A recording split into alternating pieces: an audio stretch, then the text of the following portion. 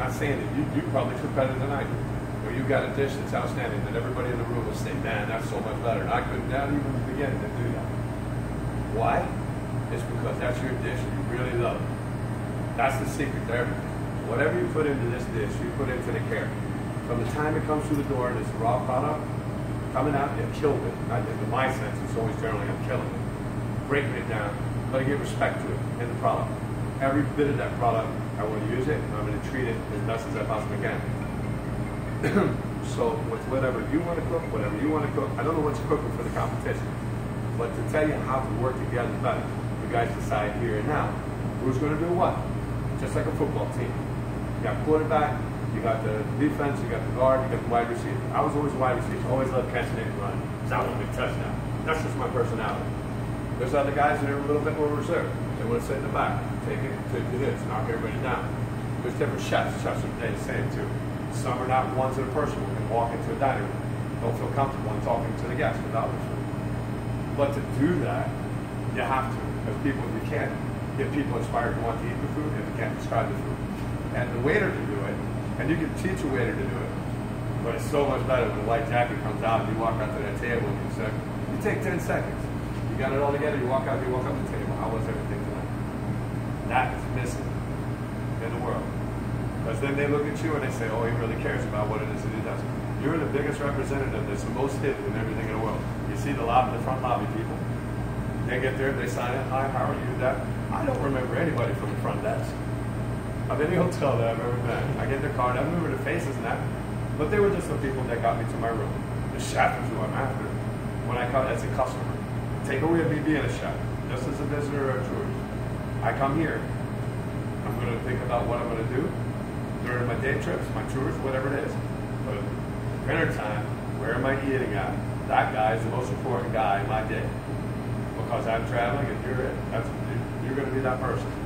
So, being that person and standing up for it and saying, hey, I'm the chef here, taking it and being proud of it. Get up, your shoes are clean and shine. It's all about your presentation, everything about you. If you wear a jacket, some guys are one of these guys doing this stuff all the time with everything. You don't do it. I can stand in this kitchen all day long wearing these clothes, walk out, not have one spot of food, unless we're using tomato sauce. Because you can be over there, and I don't care what it is, that tomato sauce will come 40 feet, and it'll be on the jacket for some reason. So I don't like cooking with tomato sauce. Fresh tomatoes, good. Don't like tomato sauce.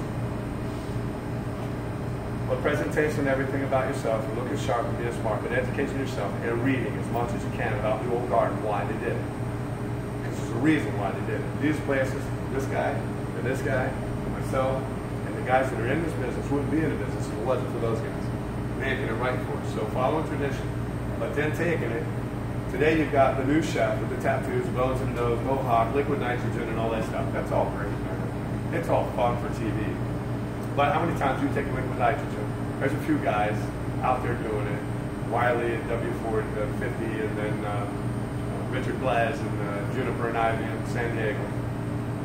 Now, there's a portion of place for that. Now, if you got your own boutique little place, hey, run with it. But for me, it's like getting back to the basics and the fundamentals. If you can't braise, poach, grill, saute, you don't know how to do that and take that and make it perfect. I don't care if it's just a simple chicken breast, boneless skins. But if you take it, you poach it. Get a really nice 1970s Chateau Yquem if you found one. Take a little bit of that, put that in there with some fresh juniper berries, and just let that baby poach. Then bring it out, and then make a tarragon mousse. Put that over top of that. A couple lingonberries on the plate. You don't have to take this and do those swirls and things. I see too much of this stuff. You put it on the plate, you focus it, and you make it perfect. Whatever that spot is. Fingerprints and chip. This thing's more important to me, actually, than the food. Because when I look at this and I see a chip, I see a scratch, I freak. Because this is what I'm putting, what I put all my heart into, and I put it there. So these things are just more important to me. But this is handled well and put together right. This, spotless. You know, everything about it. As a chef, you walk into that dining room before a meal, do your pre-meal, you're walking around. As a chef, dude, you should be spotting these things. Looking at every table and making sure that they are. If they